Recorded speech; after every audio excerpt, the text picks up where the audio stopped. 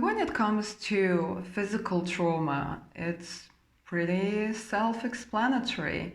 You kind of see it on the body, right?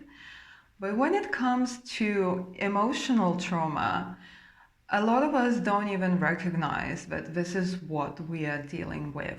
In this video, I'll share a few examples or, let's say, manifestations or symptoms of emotional trauma being present and how it reflects on our behavior and even body sensations.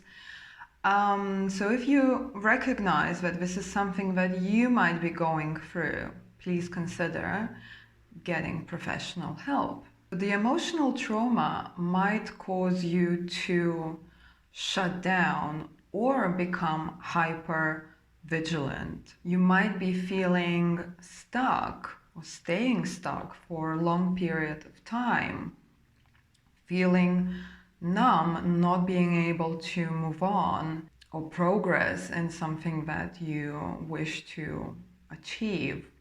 You may be feeling that you cannot trust yourself.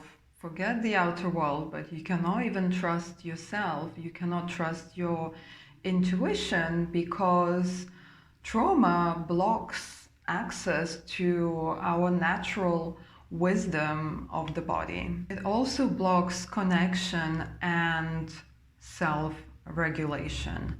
Okay, so you might be experiencing something that you would like to be more connected with other people, but you just can't. That need to be connected goes in parallel with a trigger of other people trying to connect with you.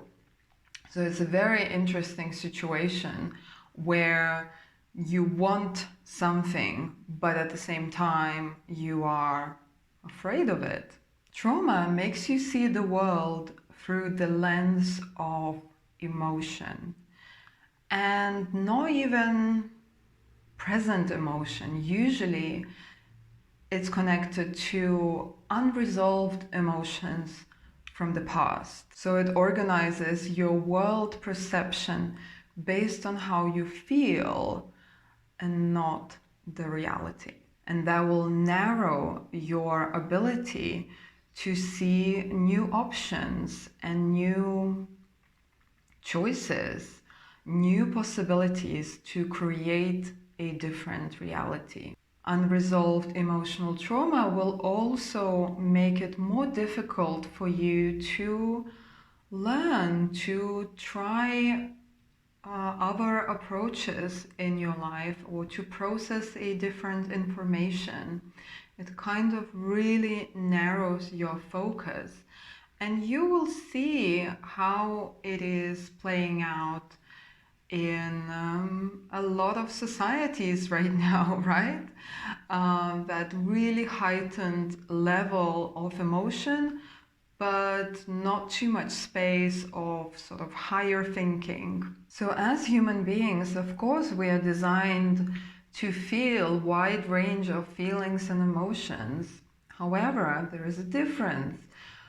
Feelings that come and go, there's nothing wrong with them, but they become problematic when you are in that heightened emotional state for a long period of time, because your nervous system isn't designed to be triggered for that long, and it will start to adapt itself into some sort of manifestations of physical symptoms. So if you are becoming aware and you can recognize some of these symptoms that I've just mentioned, and you are aware that you might be in trauma response or you might be emotionally dysregulated, and you are also experiencing what we call triggers quite often, right? So it's not even about the actual reality right now.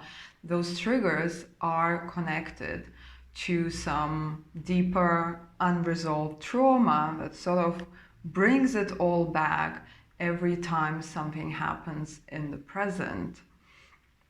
Please consider, like I said in the beginning, to explore your options for receiving help, because it is important to understand, like I said again in the beginning, physical trauma is one thing, but emotional trauma will paralyze you if you're not taking care of it properly more and more. So as long as you leave it there festering, it will start presenting even more symptoms and into physical symptoms. So things like headaches, stomach issues, all kind of inflammations in the body.